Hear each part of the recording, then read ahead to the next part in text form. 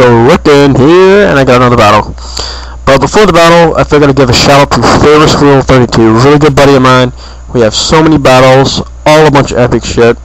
Check out his channel, link in the description, link in the video.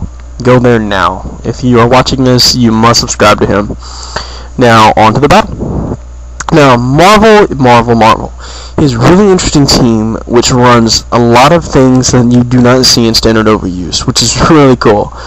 Now, he goes into a knockdown predicting the sleep powder, which is really good. And the only gay part is I missed my sleep powder and he hit his hypnosis.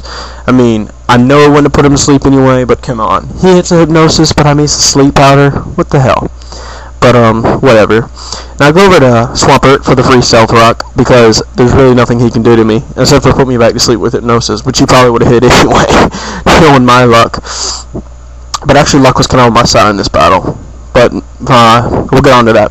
Now, Earthquake on the Omastar, hoping I KO, but that is really bulky Omastar. And because he's faster than me, he gets up us SR, and then some spikes, and then some more SR, not some more SR, some more spikes, and that really is going to start denting my team, because only a couple things in my team are actually resilient to both spikes and SR. Well, there's nothing really resilient to SR, it hits everything, but there's only a few things resilient to the spikes, which kind of sucks. But I do get some hacks in this game. This is some crazy hacks. I get the best hacks you can get, freeze hacks. The only thing that stops freeze is luck and a fire move, and since he doesn't have a fire move, he's not going to unfreeze. And then he stays frozen just long enough for Pert to KO, which is really lucky on my part. This game could have been so much different had that knockdown stayed alive. And what made it worse is the fact that on the third ice beam, I critted him, and he really would have lived the first. Really would have lived the third. It would have taken a 4-hit KO to take out that knockdown, which really sucked for him because he possibly could have woken on the third and roosted up, and then started roost stalling me until he's good to go. But he goes to a hair cross, and I was thinking, oh my god, I would Toxic Spike's lead when he has a freaking guts player, which sucks. So, predicting that I would get knocked down into torrent range, I went for a hydro pump, and I think I did just have a torrent range, not 100% sure. I don't think it was 1/4, so I don't think so. So he was able to live with just enough HP for the poison not to kill him after hitting me with the Mega Horn, and he was just able to finish me off, which put us both on with an empty field. Excuse me. And I figured the best thing to start off with would be a scouter on my team.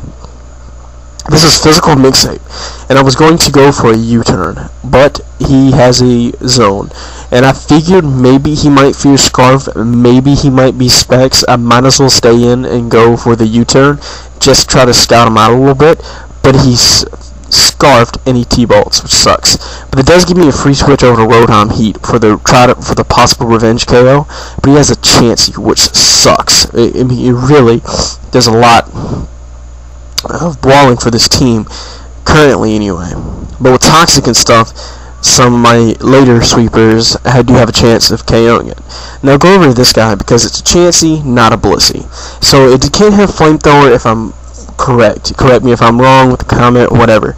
So I'm feeling pretty confident and safe, and I haven't seen his last Pokemon, but I do know he has a Magnezone left, so I felt the Superpower was a pretty safe move, because if he stayed in with Chansey and I didn't get Parahaxed, he would die, and if he did switch over to Magnezone, he would die anyway, which would have put me in a really good position. And he goes into Magnezone, and this is why I think this is where he screwed up bad. He Hidden Power fired just for the KO. The Thunderbolt would have done more than enough. I was only at half HP. That was really the biggest misplay he made. I think this is my last dude. I'm not 100% sure. I might have had somebody else. I can't remember. It's been a few days since I did this battle. But this was really lucky on my part. That crit was actually a good thing, because I agility'd and the Hidden Power Fire knocked me into Pateo range. The only bad thing was I wasn't able to get a sub up.